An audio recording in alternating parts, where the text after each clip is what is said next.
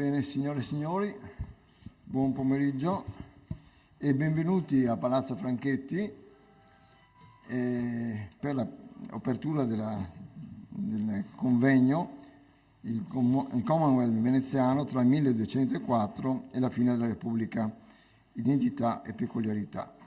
Questo importante convegno internazionale è stato organizzato dall'Istituto Veneto e dall'Österreichische Akademie der Wissenschaft, col quale noi abbiamo da molti anni, l'istituto ha una relazione di collaborazione attiva e molto proficua.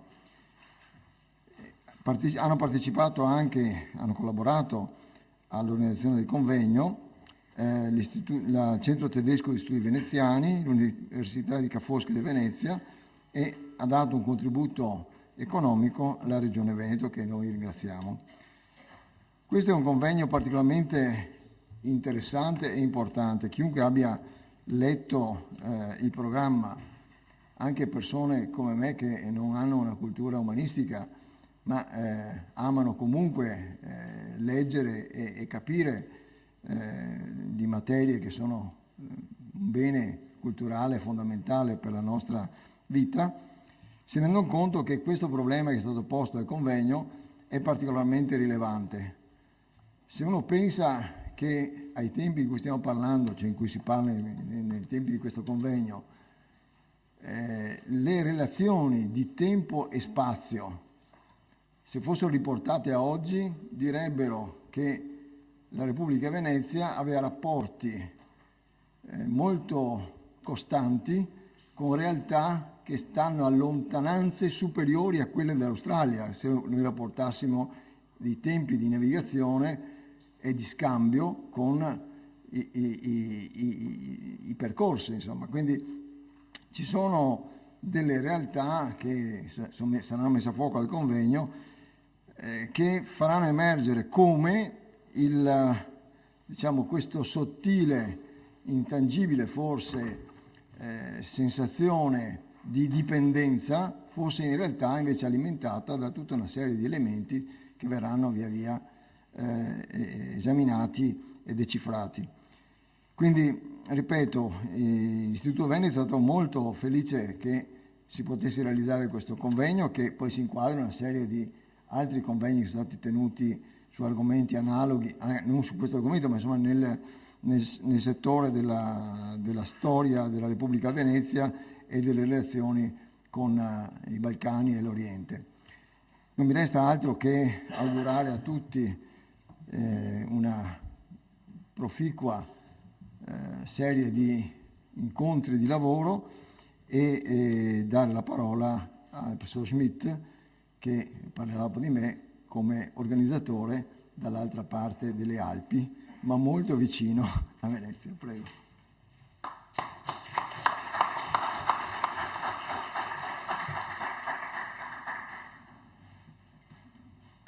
Signor Presidente, signore e signori, questo nostro convegno, preparato in molte discussioni, costituisce già la seconda riunione organizzata dalle nostre istituzioni, cioè l'Istituto Veneto di Scienze Letterarie ed Arti e l'Accademia di Scienze Austriaca. Nel 2006 le due istituzioni avevano adunato un illustre gruppo di eruditi per valutare la presenza veneziana nella regione, che abbiamo caratterizzata come Balcani occidentali, e Balcani 2 era, il code word per la seconda impresa comune, ma nella discussione preparatoria ci siamo accorti anche e soprattutto della necessità di allargare il soggetto e di scegliere uno dei grandi temi classici della venezianistica, cioè di analizzare in una prospettiva nuova la statualità veneziana e soprattutto la sua peculiarità nel contesto europeo dell'epoca premoderna, sormontando anche la crescente specializzazione e anche frammentazione degli studi veneziani. È superfluo abbozzare in questa sede il programma scientifico, visto che nel primo intervento del nostro convegno Gerardo Ortalli analizzerà le idee principali e anche lo scopo che gli organizzatori desiderano di proseguire, se possibile naturalmente anche di raggiungere. Gli organizzatori sono molto felici che tanti colleghi, eccellenti conoscitori della materia, abbiano accettato il nostro invito e stiamo aspettando con curiosità le discussioni dei prossimi giorni, le quali, come speriamo, contribuiranno ad arricchire e a precisare la discussione teoretica sul carattere dello Stato veneziano tra Bergamo e Cipro. Questo convegno è espressione di un interesse scientifico che le istituzioni coinvolte condividono, ma esprime anche la loro volontà di stabilire e di intensificare la collaborazione interaccademia tra Venezia e Vienna. E in questo senso ho il piacere di portarvi il saluto della Presidenza dell'Accademia Austriaca, che non solo ha sostenuto questo nostro convegno, ma che tiene a sottolineare il suo vivo interesse di proseguire queste attività scientifiche tra le nostre accademie. Vi porto anche lo speciale saluto degli storici della classe di filosofia e di storia dell'Accademia Austriaca, anche questo saluto è espressione della ferma volontà di continuare progetti comuni. Ringrazio anche il Fondo della ricerca scientifica austriaco che sostiene con un contributo sostanziale questo nostro convegno ed anche il Centro Tedesco di Studi Veneziani che si è mostrato aperto a questa nostra attività. Non vorrei chiudere senza ringraziare soprattutto i colleghi ed amici dell'Istituto Veneto che hanno reso possibile la realizzazione del nostro convegno e adesso rimane soltanto di augurarvi, o meglio di augurarci, buon lavoro. Signore e signori, adesso io cambio un po' il mio ruolo e prima di cominciare e anche di aprire i lavori scientifici ho il dovere molto triste di pregarvi di alzarsi per un momento di silenzio per commemorare il nostro collega Gilles Weinstein, illustre ottomanista, che abbiamo invitato a questo nostro convegno e ci è pervenuto la notizia della sua morte all'inizio di questo mese. La ringrazio.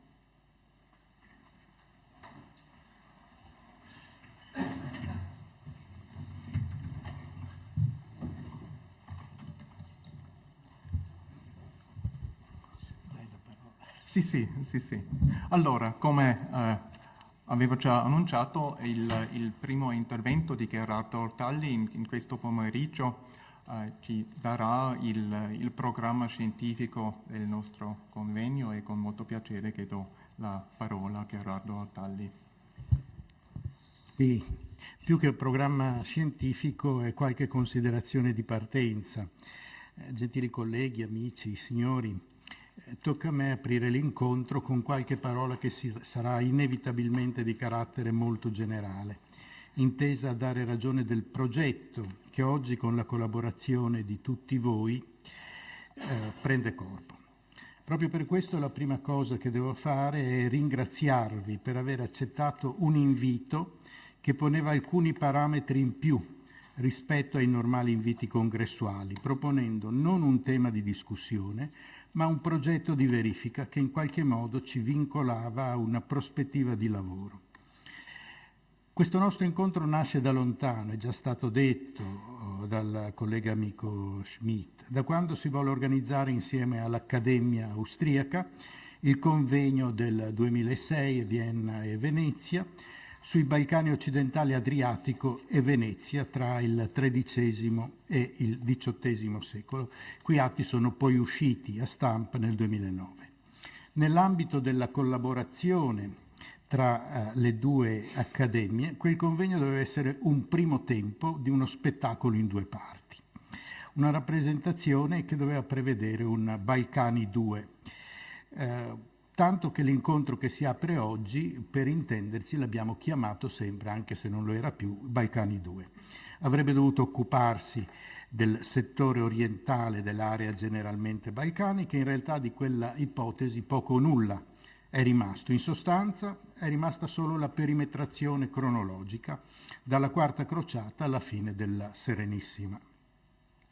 L'aggiustamento si rivelava inevitabile nel momento in cui ne ragionavamo. In effetti, se sul versante occidentale dei Balcani il ruolo di Venezia era fortemente segnato da una presenza ben strutturata, con un controllo diretto su terre che a partire dalla costa dalmata albanese fino alla Morea, attraverso il sistema adriatico, erano in buona misura dirette partecipi dello Stato marciano con le sue proiezioni verso la terraferma italica, spostandoci verso i Balcani orientali ed oltre, avevamo a fare con realtà e contesti estremamente diversi. La presenza e il ruolo di Venezia non erano specialmente segnate da egemonie dirette o da forti subordinazioni. Non mancarono i luoghi di pieno dominio. A parte la costellazione di piccole isole, ci furono gli anni più o meno lunghi del dominio su Creta, su Cipro, su Negroponte, ma la presenza veneziana fu marcata in modo profondo anche da rapporti assai meno formalizzati. Colonie in terre lontane, legami commerciali, comunità organiche strutturalmente collegate alla madrepatria, comunità che da Costantinopoli ad Alessandria, al Mar Nero a Tunisi mantennero rapporti speciali con lo Stato lagunare, al di là di subordinazioni dirette. In sostanza, in tanti luoghi il ruolo veneziano si espresse con la capacità di farsi sentire tramite legami che funzionavano a prescindere da qualsiasi incombente partecipazione ad un organismo statuale strutturato.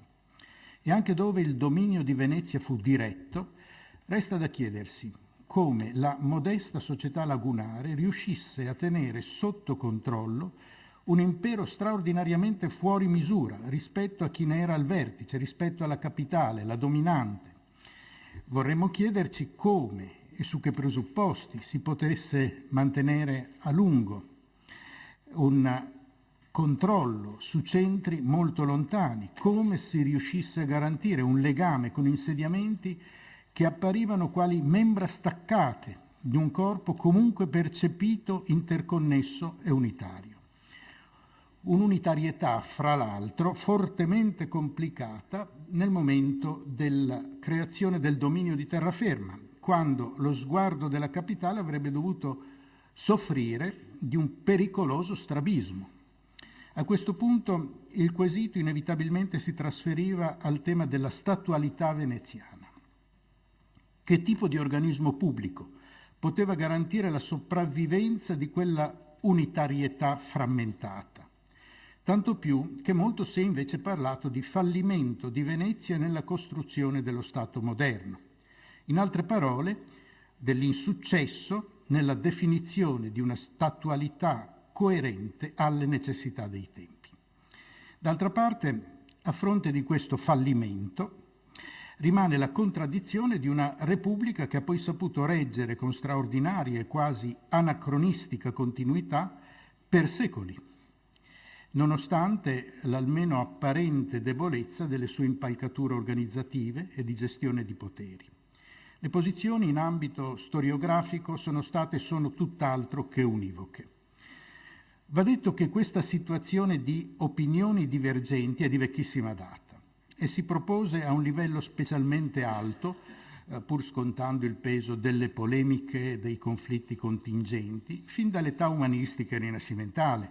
E il Quattrocento è già epoca di meditate dispute tra le riflessioni sulla propria realtà dall'interno di Venezia e la valutazione di chi osserva e giudica dall'esterno. E allora ecco l'Orazio elegantissima in laude alme civitatis Venezianum di Lorenzo de Monacis, siamo al 1421, poi da lui ripresa nel De Gestis Moribus et Nobilitate Civitatis Veneziarum, e di contro le accuse pesanti di Poggio Bracciolini al patriziato veneziano nel saggio De Nobilitate del 1440, che provocò la polemica, per quanto garbata, la polemica risposta di Lauro Querini con il De Nobilitate contra Poggium Florentinum del 49. Lasciamo da parte le accuse a tutto campo di Benedetto Dei, il mercante fiorentino che nella lettera mandata a Viniziani, che era significativa di un clima piuttosto che concettualmente importante, sparava palle incatenate contro Venezia e le sue strutture, senza nessuno di quei riguardi d'obbligo tra le persone di raffinata cultura. Ecco invece l'elogio epistolare del Filelfo, che associa Venezia a Roma, Atene, Cartagine, come se non bastasse anche a Sparta. Ecco la lode di Girolamo Savonarola, che inseguendo delle poco plausibili suggestioni democratiche, nel 1494 predicava ai fiorentini l'esempio veneziano, ma poi ecco l'antivenezianismo di Machiavelli e sul versante opposto le lusinghiere considerazioni tra il 1510 e il 15 di Claude de Seyssel, il consigliere di Luigi XII, poi vescovo di Marsiglia, arcivescovo di Torino, fino alle riflessioni di Guicciardini, che nel dialogo del reggimento di Firenze, per costruire un modello di regime di aristocrazia moderata, aveva l'exemplum di Venezia nella formulazione della propria proposta politica. Con Machiavelli, De Seyssel, Guicciardini potremmo aggiungere dall'interno della cultura veneziana anche il De Magistratibus et Republica Venetorum del Contarini, di Gaspare Contarini, siamo 1524-30 circa, è il tratteggio più compiuto dell'eccellenza dello Stato, che ha pretesa eccellenza dello Stato veneziano. Siamo giunti a un livello alto di concezioni politologiche, sia pure innervate dal peso del mito e dell'antimito, dalle ostilità e dalle convergenze, dalle congiunture di politica internazionale e di equilibri interni. E inoltre si giocava abbondantemente sul modello dello Stato misto, quello che armonicamente combinava il principio monarchico, le istanze aristocratiche e l'elemento popolare. Non vogliamo però seguire questo lungo percorso che dietro a tutto ha un dato comune, la questione di che Stato mai fosse quello veneziano e di quale forma di statualità proponesse. Del resto erano tempi, quelli a cui ci siamo rifatti, in cui la politologia, come diremmo oggi, si occupava di un organismo vivo, Venezia, ma il dibattito sarebbe proseguito anche dopo la morte della Repubblica, con i trascinamenti della polemica durissima dell'illuminismo, i riferimenti della cultura ottocentesca segnati dalla idea dello Stato-nazione. Ma nemmeno su questo vogliamo fermarci, su ragionamenti lunghi. Vorrei invece assumere come riferimento una situazione più recente. Qui sono convinto che una svolta sia avvenuta dopo l'uscita di scena di Roberto Cessi, il massimo venezianista del secolo scorso. Mi è già capitato di dirlo, le grandi sintesi di Cessi sono soprattutto dichiarazioni d'amore per Venezia e per la sua civiltà, ma l'amore non è il sentimento migliore per scrivere storia. Molti dei suoi lavori più affidabili sono in realtà le specifiche monografie. In ogni caso Cessi, ma con lui anche Gino Luzzatto, va ricordato perché segna un momento di passaggio nella venezianistica. Con lui si chiude la grande stagione degli storici non solo attenti ma soprattutto interessati alle sintesi globali, destinate a ricostruire tutto il percorso storico veneziano nelle sue espressioni più diverse, territoriali e cronologiche. Ma a quel punto era il progresso della ricerca storica che imponeva la svolta, il perfezionamento metodologico, la disponibilità di strumenti di lavoro più raffinati, la crescita degli interessi di studio, la crescita dello stesso numero di studiosi, avevano prodotto anche nella storiografia l'opportunità, anzi la necessità più che l'opportunità, di approfondimenti fino ad allora impensabili. Il progresso degli studi imponeva le specializzazioni, che chiudevano la stagione degli storici per così dire generalisti. Il salto qualitativo e la specializzazione sempre più spinta avevano inevitabili ricadute, giuste ricadute. l'unità del quadro di indagine si veniva frantumando e la ricerca si orientava verso filoni sempre più autonomi e meglio orientati. Fra le inevitabili contropartite degli indubbi successi scientifici di questa nuova stagione, credo che la più evidente sia stato il progressivo allontanarsi dei due orizzonti del potenziale strabismo veneziano. Intendo l'orizzonte della terraferma e quella dello Stato da mare, contesti che impongono modalità di studio specialistico difficilmente compatibili tra di loro. L'anello di giunzione di questa bipolarità storiografica è ovviamente Venezia, la città, lo Stato che tutto deve comprendere. A questo punto nasce il problema della statualità. Le situazioni che si creano in speciali snodi, in particolare con la straordinaria proiezione verso il Levante dopo la Quarta Crociata e con l'altrettanto straordinaria proiezione verso la terraferma nel 400, quelle situazioni come sono compatibili e gestite da uno Stato che in tutti i sensi ormai è anfibio? Il leone marciano è rappresentato con le zampe posteriori nell'acqua del mare, quelle anteriori robustamente sulla terraferma e simboleggia bene quella situazione. Ma il problema è come le due dimensioni possano equilibrarsi in una entità omogenea, insomma che diavolo di Stato è questo veneziano.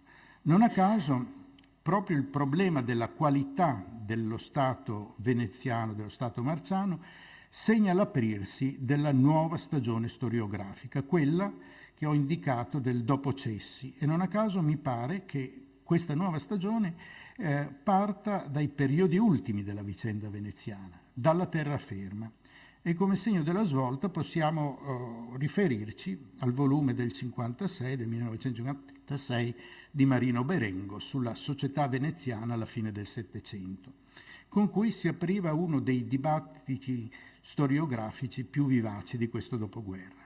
Già l'essersi posti nella prospettiva della terraferma, non più in quella della splendida capitale, segnava una svolta radicale, ma ben altre erano le novità. Il tema tradizionale della decadenza del patriziato veneziano si intrecciava ora con quello del fallimento del suo ceto dirigente nel costruire lo Stato moderno. La coatta omogeneità delle varie province non copriva una natura disorganica e frammentata dello Stato veneziano.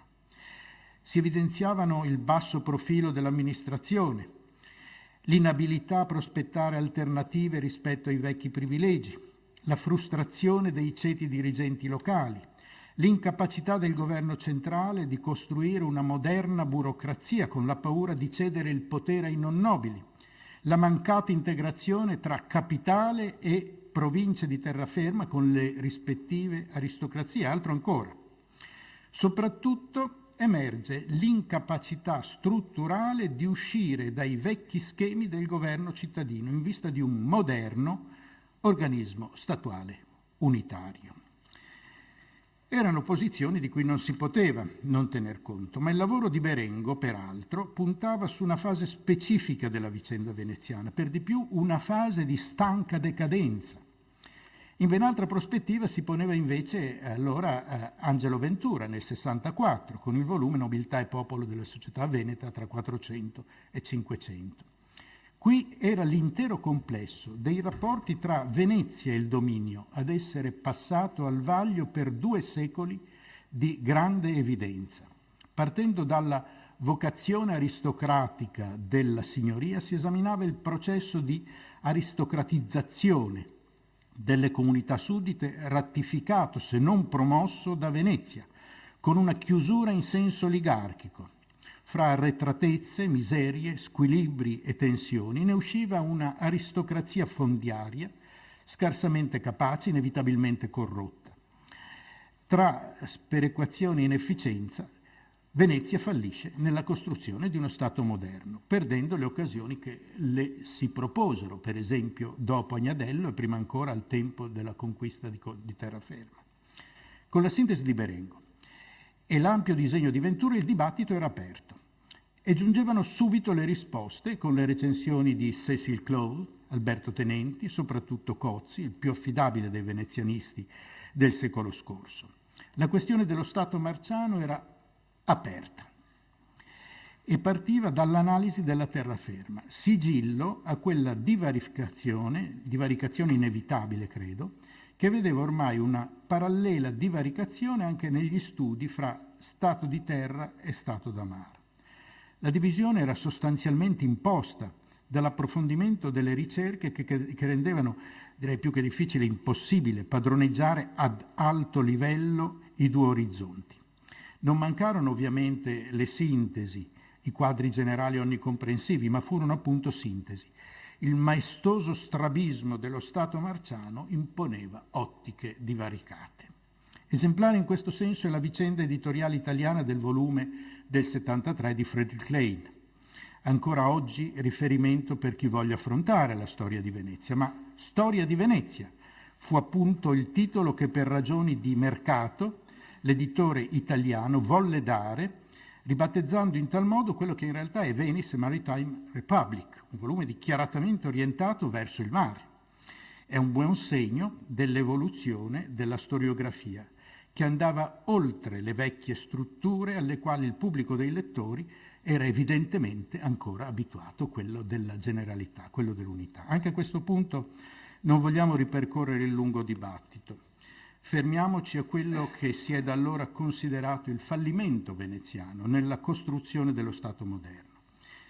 E non c'è dubbio che molti parametri giustifichino quella lettura, ma altrettanti parametri suggeriscono dubbi, proposte diverse, a partire dalla banalissima constatazione che quello Stato, fallito nella ricerca della modernità, abbia poi retto molto più a lungo e più di tanti altri che invece lo Stato moderno l'avevano costruito.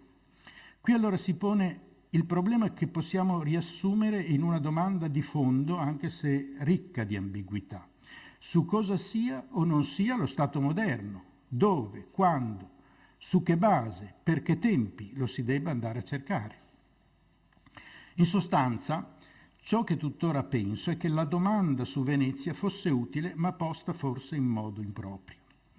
Alla base aveva infatti un modello di Stato moderno che si presentava con caratteristiche precise: l'apparato burocratico e fiscale unitario, una legge condivisa, l'esercito, la diplomazia, la sovranità concentrabile nel principe, un potere centralizzato, e sono elementi che in buona misura per Venezia a fatica si riconoscono in modo chiaro. Il problema poteva apparire, peraltro, non quello di una inadeguatezza rispetto alla modernità, ma piuttosto quello di una rigidità del modello. In sostanza, si poteva pensare che la statualità veneziana di sicuro non fosse moderna, secondo quei parametri, ma la classificazione non moderna si spiegava soltanto con la rigidità del modello proposto. Quello veneziano era anomalo agli schemi, piuttosto che in ritardo o in anticipo. Era un tipo di statualità probabilmente diversa.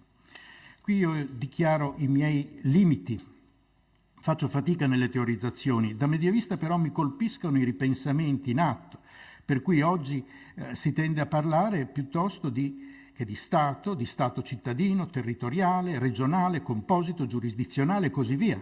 In sostanza, categorie statuali deboli, non paradigmi rigidi. La qualità del problema in generale non è nuova. Per casuale coincidenza, giusto 20 anni or sono, a Chicago aveva luogo l'incontro sulle origini dello Stato in Italia. Gli atti sono del 95, poi ripresi in Italia e sviluppati in origini dello Stato, i processi di formazione statale, eccetera. Poi è freschissimo il volume sul Stato rinascimentale italiano uscito a Cambridge pochi mesi fa. Stiamo vivendo una fattiva stagione storiografica, soprattutto attenta a verificare i possibili schemi interpretativi fornendo modelli di comparazione, come in questi ultimi lavori, moltiplicando ricerche e conoscenze sul tema della statualità. La nostra scelta qui è stata però diversa, quella di ragionare direttamente e soltanto su un caso che crediamo di speciale complessità, per certi versi quasi da antologia per le variabili che propone, lasciando la comparazione poi tra gli strumenti impliciti di analisi e di riflessione degli studiosi. Certo, Restano fondamentali alcuni temi e elementi portanti: il governo centralizzato e sovrano, la territorialità, l'esercizio unitario di funzioni fondamentali come la legge, l'esercito, il fisco, ma conviene forse introdurre elementi meno considerati in altri contesti: il patto, il consenso, la sovranità indipendentemente dalla conquista, i termini di mediazione possibile e i loro limiti, le modalità dei legami fra centro e periferie. Sono aspetti che per la statualità veneziana possono apparire meno limpidi, più condizionati da una cultura della trattativa propria di una società per la quale l'antica matrice mercantile sembra aver avuto la funzione di un imprinting particolarmente marcato. Sono temi di cui abbiamo ragionato dopo Balcani I, pensandolo in modo non sempre omogeneo, e è parso opportuno porre la questione al centro di un incontro fra studiosi di sicura competenza e di orizzonti di ricerca decisamente diversi, la cui sensibilità però è parsa adeguata a un tema del genere. Abbiamo contato anche sulla disponibilità a un incontro che, come detto all'inizio, ha voluto proporre non tanto un tema, quanto una richiesta di verifica. E qui devo ribadire ancora la nostra gratitudine nei vostri confronti. Abbiamo una sede per le discussioni, per verifiche, proposte, partendo dal titolo stesso per l'incontro, con il riferimento al concetto di Commonwealth, nell'antico significato di bene comune, che però inteso piuttosto come proiezione verso un interesse comune, un interesse forse reciproco, che pensiamo rispetti l'anomalia di un convegno destinato a ragionare, sia pure per campioni, sulla natura e sui modi della statualità veneziana su tempi lunghi. Scegliere Commonwealth tradisce una certa prudenza o qualche difficoltà a utilizzare il termine forte Stato in riferimento alla esperienza governativa veneziana, preferendo il richiamo a una realtà più dinamica, partecipata, se volete insicura, interattiva, come il Commonwealth. Sapevamo bene che il riferimento avrebbe sollecitato qualche perplessità, che in effetti già non è mancata, ma possiamo cominciare a discutere su questo e su tutto. Grazie.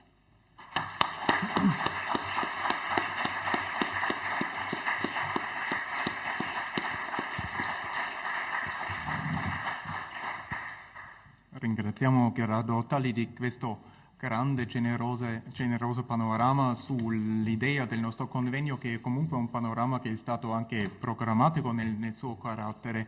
E il programma della prima sessione di questo pomeriggio riflette anche la struttura, anche l'idea come si potrebbe strutturare la nostra discussione, cominciando il percorso nella terraferma e poi anche fermandoci sulla questione della contrattualità dello Stato veneziano e poi perseguendo questo percorso nella parte marittima dello Stato d'Amar. E adesso ho il piacere di dare la parola a Gianmaria Varanini, che ci presenterà nuovi orizzonti della terraferma.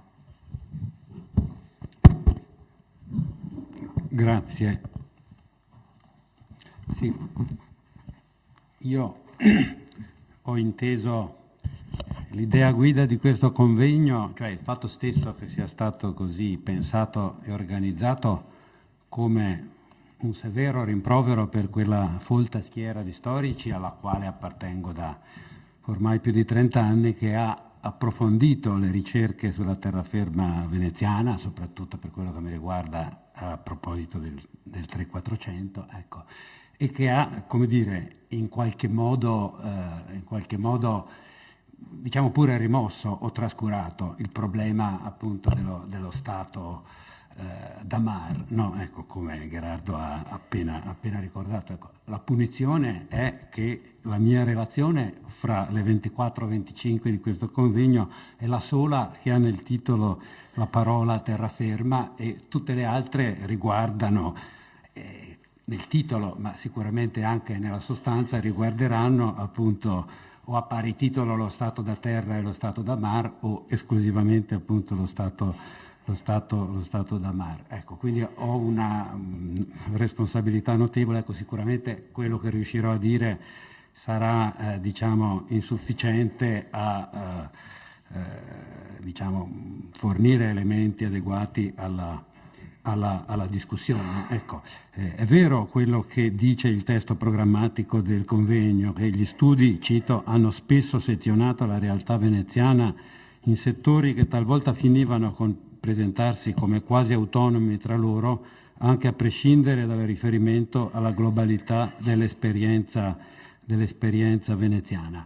Ecco, se penso alle sintesi sulla storiografia della terraferma che si sono susseguite appunto negli ultimi decenni, ecco, ad esempio il volume di Cozzi e Nepton nella storia d'Italia UTET, che risale ormai a 30 anni fa, ecco, più di altri sottolineava con una certa forza la necessità, la complementarità, la necessità di integrazione, ecco, ma l'accusa rivolta appunto agli storici della terraferma appunto è in qualche modo credo fondata. Ecco, alle motivazioni culturali e storiografiche che sono già state esposte si potrebbe forse aggiungere ancora qualcosa. Ecco, per esempio una motivazione che sino a non molto tempo fa è stata credo trascurata è una certa rimozione del problema storiografico dell'Istria e della Dalmazia tardomedievali che, così, per reazione al nazionalismo fascista è stata operata dalla storiografia italiana del secondo dopoguerra, ecco, direi fino agli anni 70-80. Ecco. Se si va a vedere quello che si cita, per esempio, nella letteratura, a dire il vero appunto solo quella di lingua italiana, ecco, un vecchissimo saggio di Gioachino Volpe del 1956, L'Italia e Venezia, che aveva invece un grande respiro, diciamo così, anche adriatico, diciamo, ecco, è un punto di, il fatto stesso che un saggio come questo abbia goduto di tanta fortuna storiografica e a livello di citazioni, di indice di citazioni, è un dato significativo. Ecco, si potrebbe anche andare avanti, ecco, l'approccio degli storici statunitensi, forse in particolare che si sono volti alla terraferma, penso a James Grubb, allo stesso David D'Andrea per Treviso, è stato preferenzialmente cittadino, legato all'individualità dei singoli centri piuttosto che a una visione d'insieme. Casomai sono stati alcuni storici inglesi come Hale e Mallet per quello che riguarda in particolare il problema diciamo militare, ma non solo, e in parte anche i tre giovani allievi di Philip Jones, insieme ai quali appunto negli anni 70 la mia generazione ha cominciato a occuparsi un po' di queste cose, cioè Michael Nepton, John Law e agli inizi Trevor Dean, che studiava appunto i rapporti fra Venezia e Ferrara e poi ha preso altre strade. Ecco, forse da quella prospettiva c'è stata una visione d'insieme, diciamo così, in qualche modo più ampia, in qualche modo più ricca. Ecco, sta di fatto appunto comunque che la diagnosi è questa, ecco, quindi esiste una profonda giustificazione come dire, culturale e storiografica alle nostre discussioni di questi giorni, e il mio compito è di come dire, dare,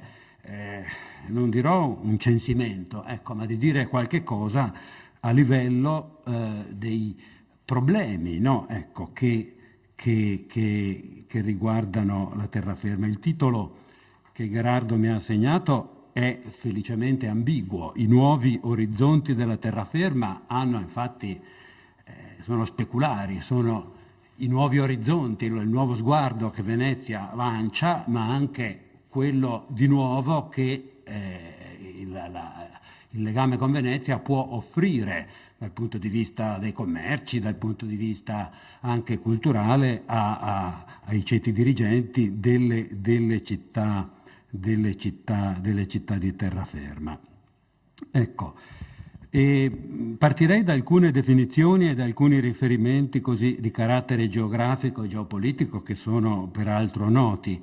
Si sa che la locuzione Stato da terra nelle fonti documentarie veneziane esclude il Golfo Adriatico, l'Istria, ecco, esclude ovviamente i porti pugliesi, e questo vale anche per la Romagna e per città e territori di cospicue dimensioni governati dalla Repubblica per lunghi decenni nel 400. Ecco, Ravenna, che fu studiata non a caso da Marino Berengo attraverso un convegno mi pare del 1983, ecco, Ravenna, che fa parte dallo Stato da Mar, che è assoggettata nel 1440 e resta sotto la giurisdizione veneziana fino al 1509, ecco, i rapporti fra Venezia e Ravenna seguono il modello della dedizione, seguono lo stile, l'impianto, l'impronta appunto dei rapporti fra Venezia e le città di terraferma, ecco.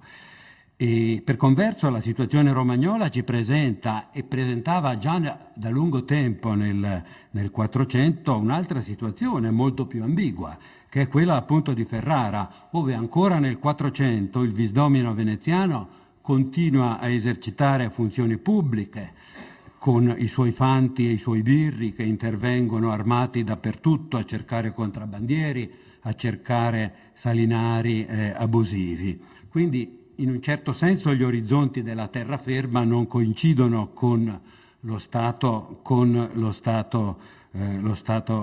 da terra, no? Ecco. E proprio questa presenza del visdomino e quindi di un ufficiale veneziano che esercita attività di polizia in un territorio la sovranità del quale spetta ad altri, e questo accadeva dal XII secolo, e forme simili sono attestate anche se debolmente per Verona, per esempio nel XII secolo, ecco, ci porta a segnalare un aspetto significativo, ecco, che ha avuto nella storiografia degli ultimi 30 anni un'eco abbastanza significativa. Ecco, io non voglio e non posso risalire troppo indietro all'espansione fondiaria dei monasteri e poi dei patrizi veneziani nel Basso Trevigiano o nel territorio di Piove di Sacco e in generale nella porzione orientale del territorio padovano. Questi temi di storia agraria e di storia economica sono stati approfonditi amplissimamente da Marco Pozza, dal compianto Sante Bortolami, e sono in realtà anche al fondo della grande tesi di dottorato di Fabien Faugeron, che è stata discussa alcuni anni fa, intitolata Nourrir la ville e dedicata proprio alla nona veneziana dal XII al XV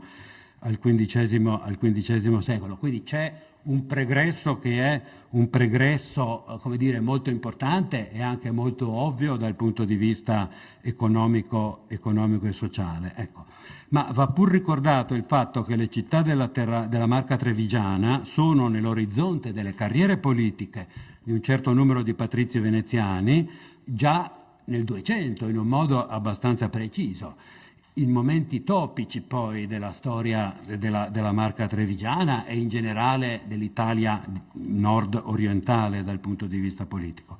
La serie dei podestà veneziani nelle 4 città della Marca, Padova, Verona, Vicenza e Treviso, negli anni 60 del 200, cioè gli anni post-ezzeliniani, nei quali le magistrature veneziane sono percepite come l'elemento di equilibrio, no? In una situazione estremamente delicata, sono un indizio inequivocabile.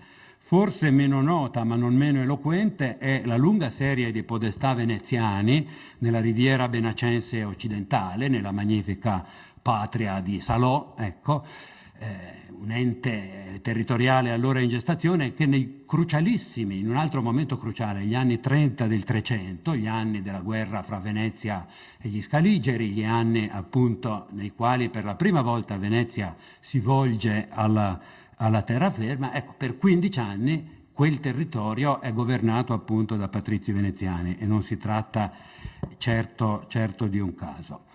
Nel 300, come si sa, la strategia veneziana del controllo indiretto della politica dell'entroterra è messa in questione tanto dalla tendenza alla formazione di unità politico-territoriali più ampie, come quella scaligera e viscontea, quanto dall'instabilità stessa del quadro politico per le pressioni degli Asburgo da nord e degli Angiò, del Regno di Ungheria da est. Ecco.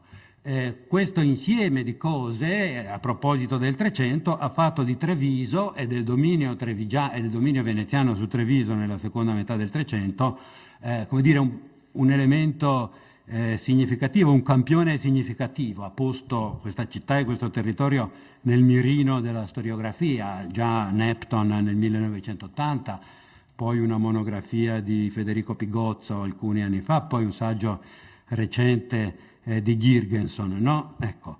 È diventata un laboratorio molto interessante, a proposito del quale è stato superato il teleologismo della retorica filomarciana, l'inevitabile e felice abbraccio con il leone, no? E ha mostrato al contrario come almeno in un paio di occasioni, nel 1357 in occasione della guerra con l'Ungheria e nel 1368, il governo veneziano abbia preso seriamente in considerazione la possibilità di cedere il dominio su Treviso o appunto al re d'Ungheria, oppure nel secondo caso ai conti di Gorizia o agli Scaligeri, no? Ecco. Quindi in una città e in un territorio per il quale, come è stato scritto da Michael Nepton, Venezia adotta un modello, cito, che somiglia più alla politica nei domini adriatici e orientali del 200 e del 300 che non alla prassi dello stato di terraferma del 400, fine della citazione. Ecco, per questo territorio, appunto, ripeto, si è compiuta appunto una prima revisione storiografica importante. Anche proprio Federico Pigozzo ha scritto di un lento superamento di una impostazione di tipo colonialista alla quale si passa, che viene superata a vantaggio di un'ottica di tipo integrazionista. L'orizzonte trevigiano è quindi antico e nuovo ad un tempo per Venezia e non è comparabile con gli scenari che si aprono agli inizi del Quattrocento e che hanno dal punto di vista della statualità, dell'organizzazione dello Stato, dei rapporti politici, come è stato già ampiamente anticipato da Gherardo Ortalli, un comune denominatore, quello delle dedizioni, quello del rapporto contrattuale con un interlocutore politico e amministrativo fortemente insediato sul territorio. Quali sono i grandi comuni di terraferma? Brescia, Verona, Vicenza, la stessa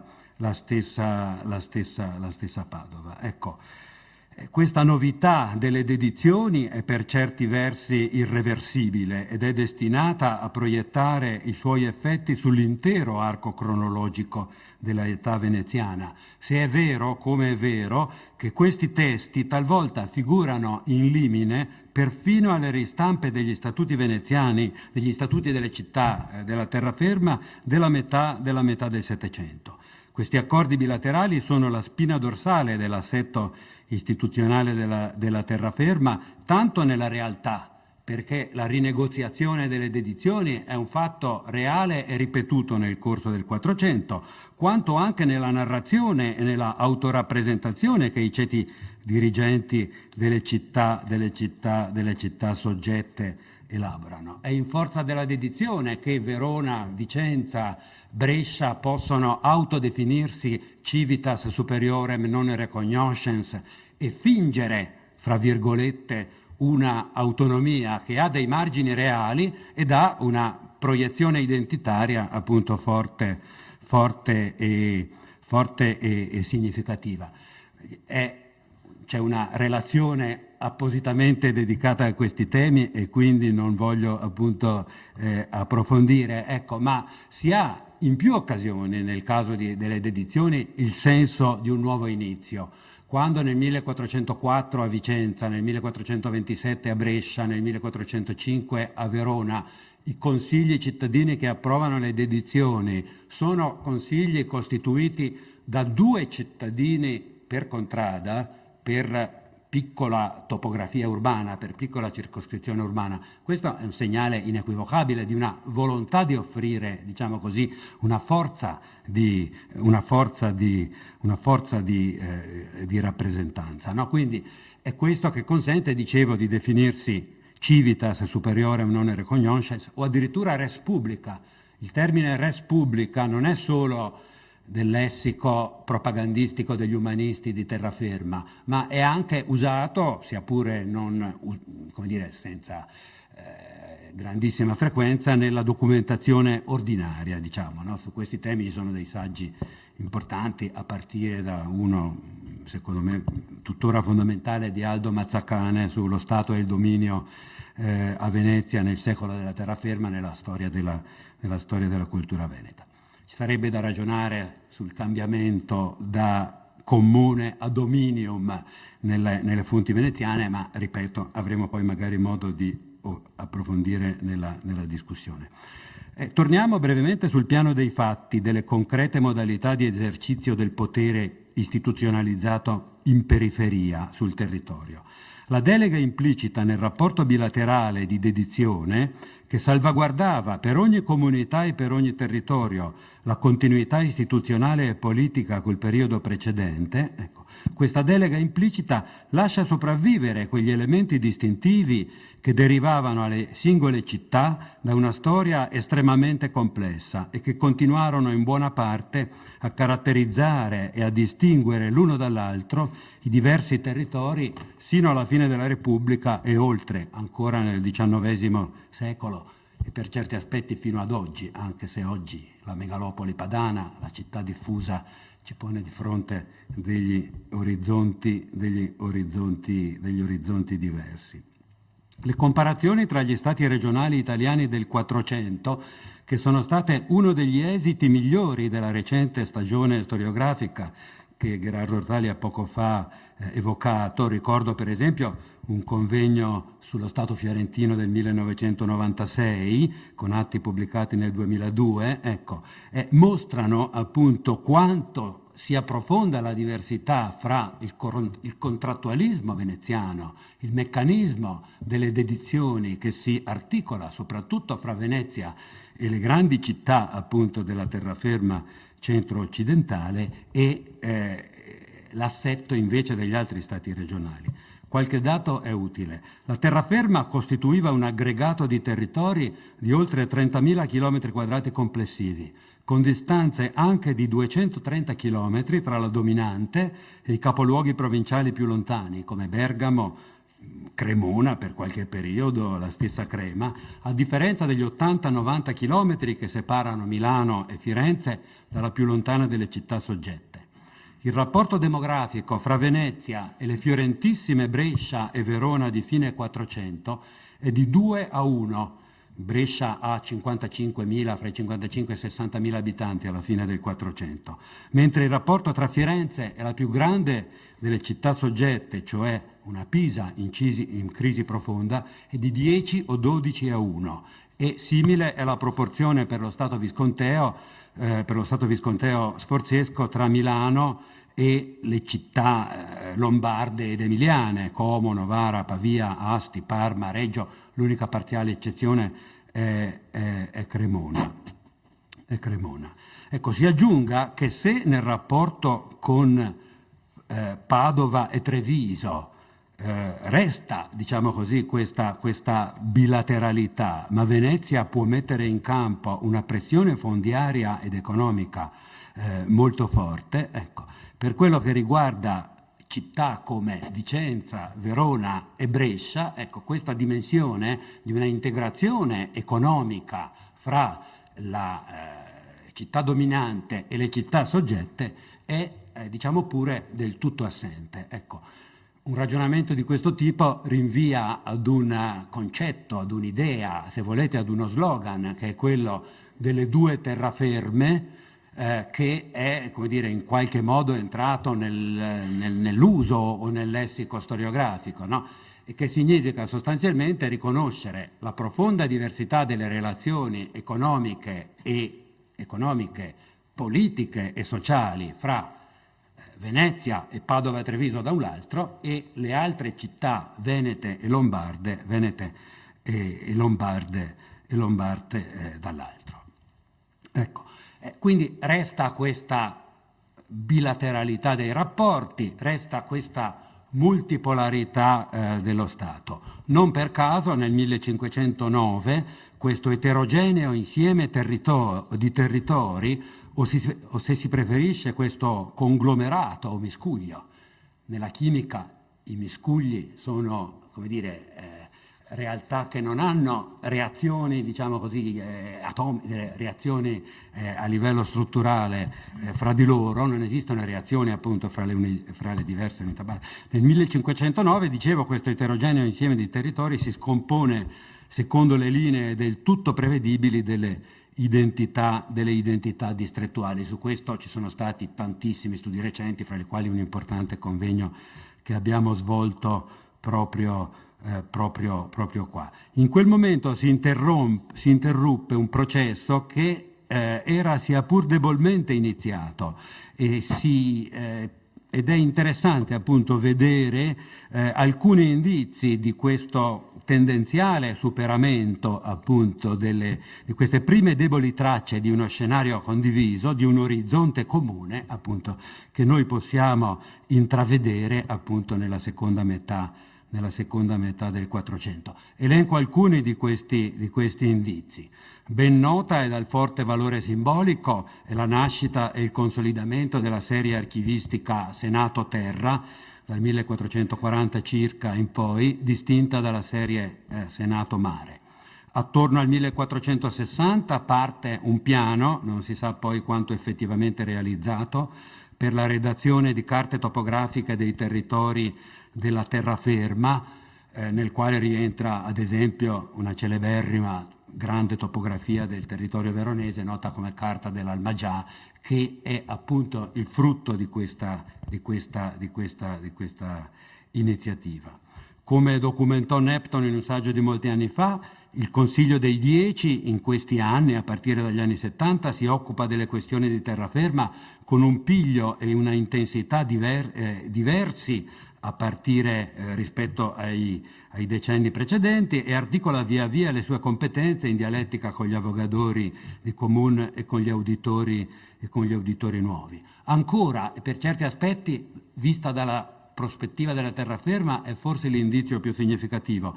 Negli anni '80 la ripartizione degli oneri che gravano soprattutto sulla fiscalità contadina per i lavori alla Brenta Nuova, vale a dire per un'opera pubblica di interesse strettamente lagunare, vengono per la prima volta effettuati mediante una comparazione interdistrettuale, diciamo. Quindi dei segnali appunto della creazione in qualche modo di un orizzonte comune, indubbiamente ci sono.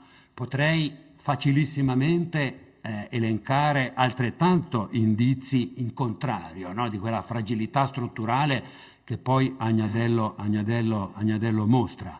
Il De Origine Situ et Magistratibus Urbis Venete di Marin Sanudo nel 1493 segnala che ben 30 dei 113 uffici di terraferma affidati a patrizi veneziani si trovano nei soli territori cittadini di Padova e di Treviso, il che svela la loro natura di sinecure o di prebende, il loro distacco dai problemi, per esempio, della sicurezza dello Stato.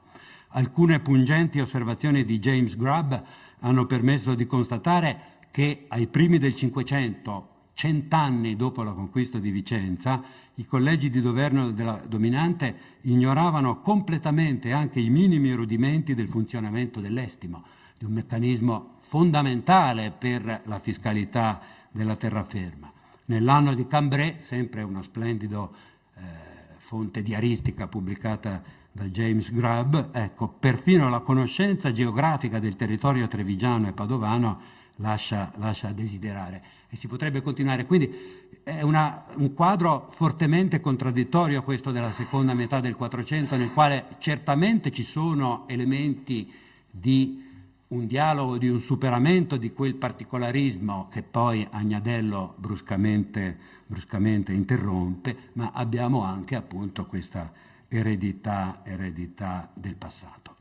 Ai primi del Cinquecento, al di là dell'aura di rinnovamento che ha circondato e circonda il dogato di Andrea Gritti, la monografia di Del Torre del 1986, che è la sola che abbia considerato nel suo insieme la riorganizzazione dello Stato di terraferma dopo Cambrai, fra 1515 e 1530, Ha confermato che cosa? Ha confermato che quella congiuntura fu ancora un restauro piuttosto che una rifondazione, sicché va spostata ancora più avanti la accelerazione e la intensificazione delle riforme amministrative e politiche.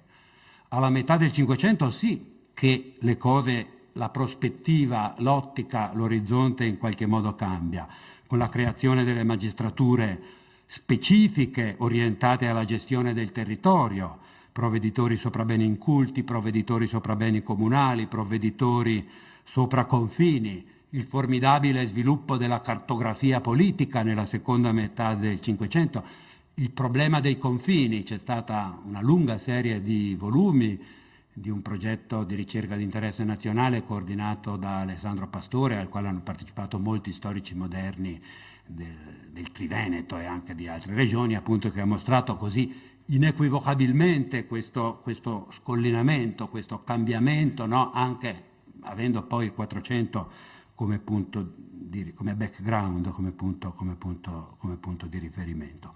Anche se il rapporto tra Venezia e le città soggette resta preferenzialmente binario, la maggior densità della vita amministrativa, la capacità di descrivere e di governare e di censire e di inventariare sistematicamente i boschi, i pascoli, le paludi, il nuovo rapporto con le comunità rurali, con il grande tema illustrato da Sergio Zamperetti, da Michael Nepton, dello sviluppo degli enti territori, no? E quindi la bipolarità città dominante, città provinciale, che diventa una tripolarità, perché il territorio vicentino, territorio con la T maiuscola, che ha un organismo rappresentativo democraticamente eletto, ecco, si pone come interlocutore terzo fra la città e il territorio. Ecco, quindi appunto questa ambiente veneto, no? Ambiente veneziano, ambiente veneto è il titolo di un saggio straordinario di Gaetano Cozzi, che nella sua prima redazione, se non sbaglio, risale ai primi anni 70. Ecco, straordinario e per certi aspetti, come dire, fuorviante nella sua, come dire, nel suo fascino. Ecco, perché? Perché è un saggio che ha il suo valore proprio su questi tempi lunghissimi, ecco, su questi tempi lunghissimi, che acquista senso a partire appunto dal tardo Cinquecento in poi. Ecco, mi avvio più o meno alla conclusione, spero di essere perdonato, ma avevo un compito immane, ecco, di questo. Ecco, devo dire ancora toccare ancora un paio di nodi cruciali. Il primo è quello degli scenari economici e l'altro sarà quello della cultura, degli orizzonti culturali comuni fra i patrizi veneziani e i patrizi di terraferma. Ecco, per quello che riguarda gli scenari economici, dicevo, la metafora dell'orizzonte torna ancora buona, perché in assoluta continuità con quanto facevano da secoli, i patrizi veneziani continuano a perseguire l'investimento fondiario nel Trevigiano e nel Padovano, in assoluta prevalenza, per tutto il 400.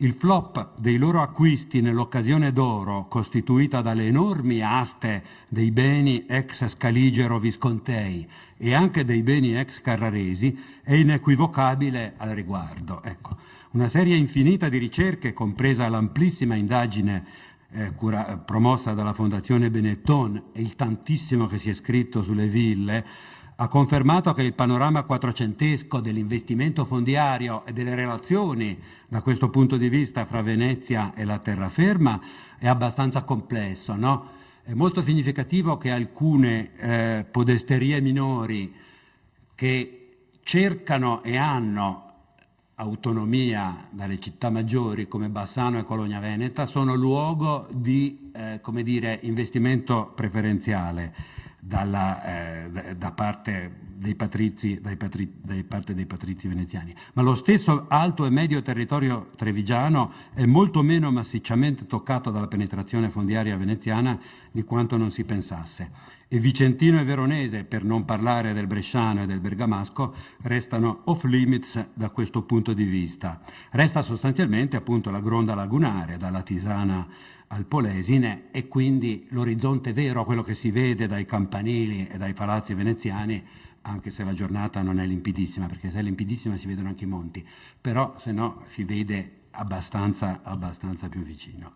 Quanto alla politica economica più latamente intesa, e a parte la nona a cui ho fatto cenno, l'attrazione dal Padovano e dal Trevigiano e dalle montagne dolomitiche delle materie prime per la cantieristica e per l'edilizia non aveva certo atteso il Quattrocento e le relazioni politiche per svilupparsi in modo vigoroso, né il sale veneziano era una novità nella pianura padana. E all'estremo geografico opposto i sistemi produttivi, commerciali e manifatturieri di Verona e di Brescia, già assestati con la loro rete di commerci e di relazioni, non furono influenzati più di tanto dall'inserimento nello Stato da terra e non si poté influenzarli più di tanto, pena la caduta degli introiti fiscali delle camere di quella città. Ogni tentativo di daziare in laguna i manufatti bresciani o veronesi causa una impennata immediata del contrabbando.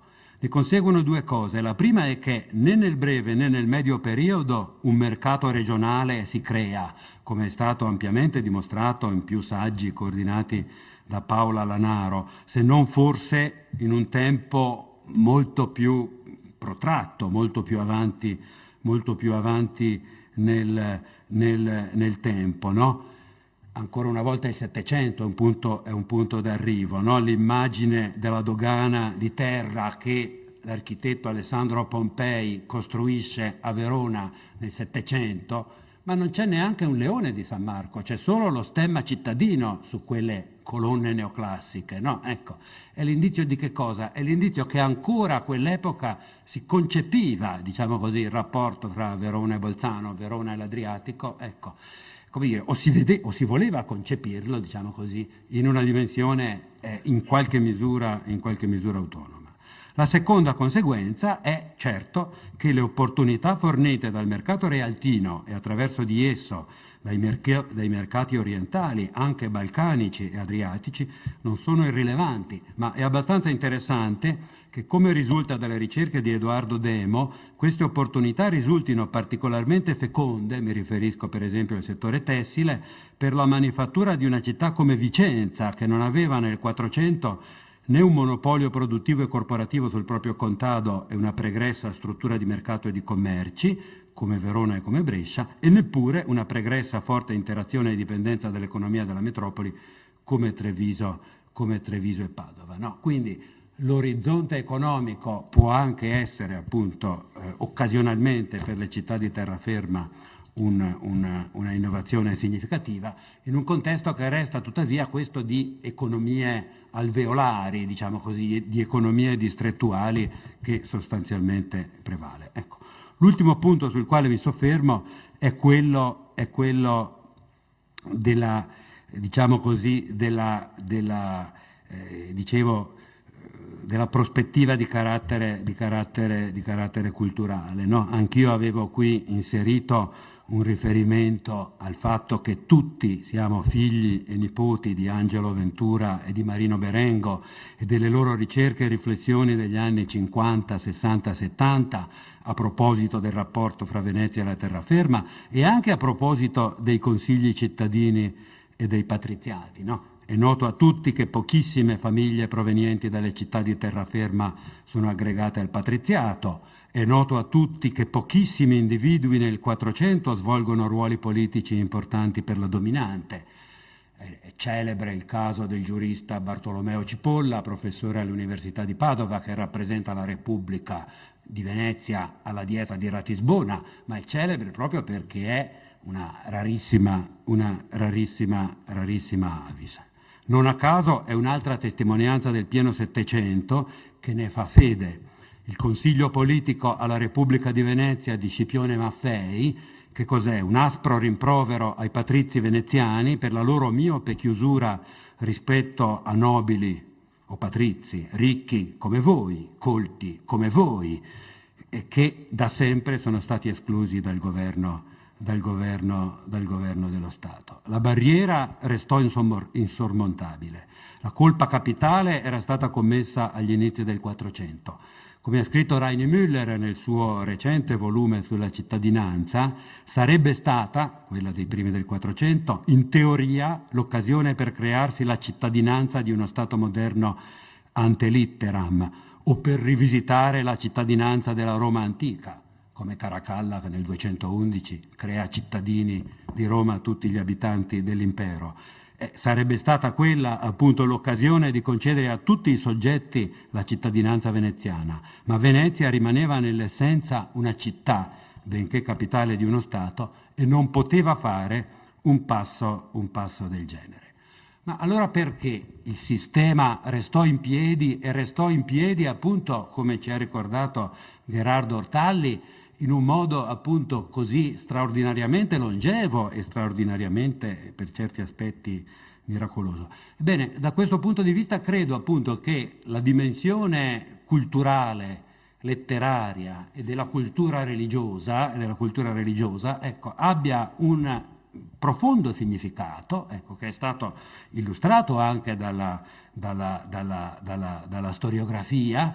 Penso in particolare a quel libro credo fondamentale che resta la monografia di Margaret King sul patriziato veneziano,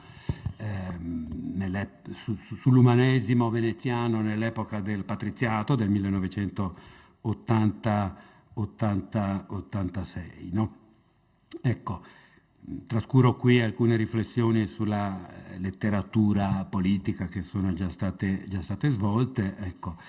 E constato che anche gli storici della terraferma si attengono ad una prospettiva quasi esclusivamente municipale.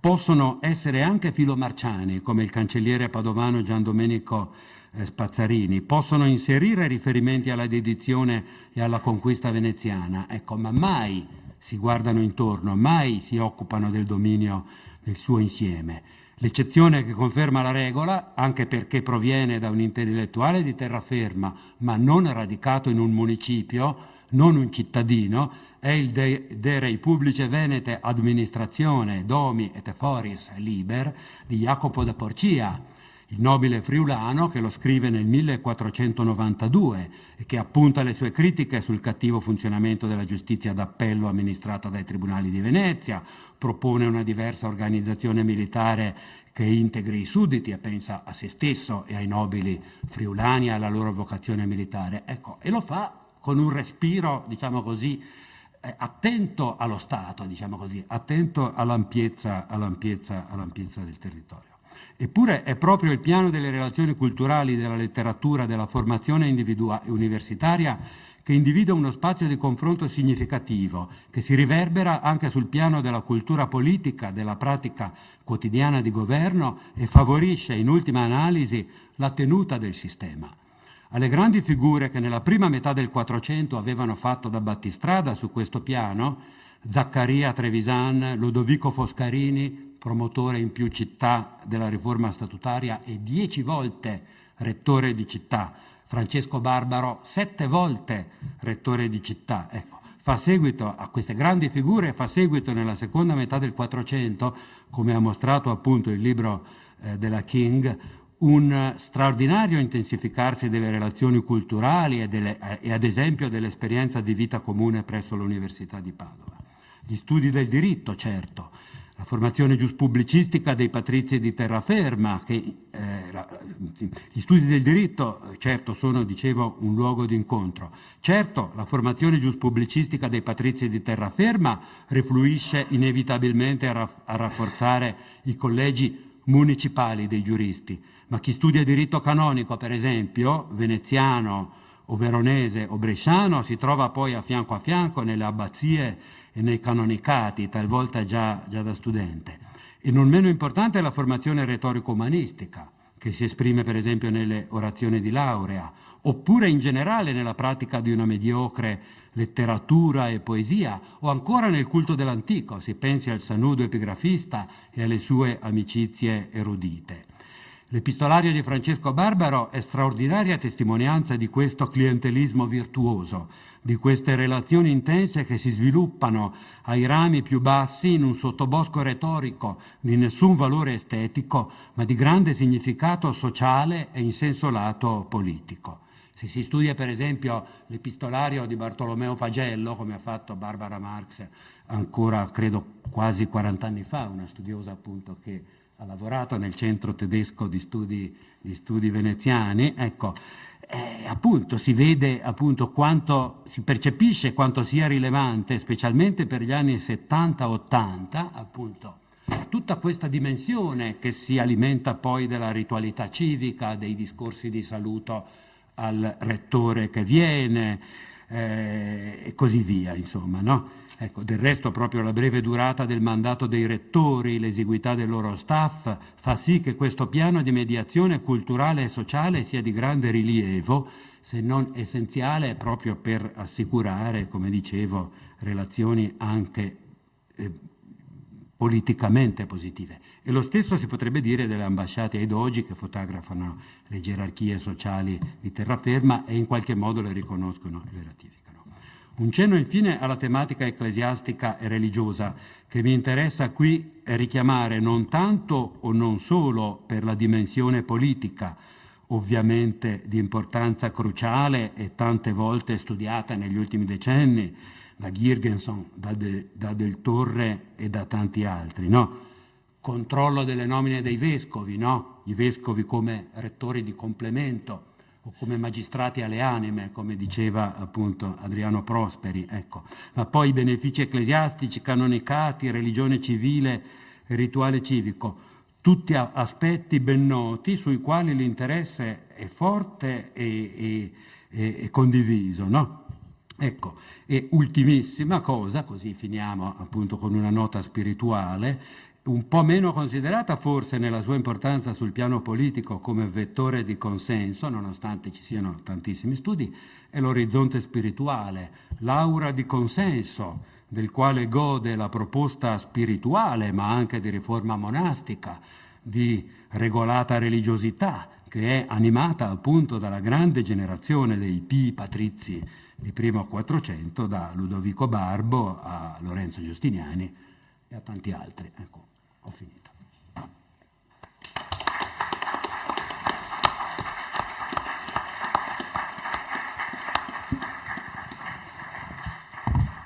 Ringraziamo per una relazione introdotta con una captatio benevolenza di cui il messaggio principale vale, credo, anche per i specialisti dello Stato d'Amar, mutatis mutandis, e credo che la sua magistrale lezione ci ha ricordato i grandi correnti della storiografia sullo Stato veneziano nella terraferma, ma soprattutto ci ha dato tanti impulsi anche per la discussione, aprendo davvero orizzonti non soltanto della terraferma, ma su tutto lo Stato, tutta la statualità veneziana. E sono impulsi sui quali possiamo riflettere un po' anche durante la piccola pausa con un caffè. E discuteremo tutti gli interventi alla fine di questa sessione, dopo il quarto intervento del professor Jacobi, ma ora c'è un po' di spazio, 20 minuti per la pausa. Grazie.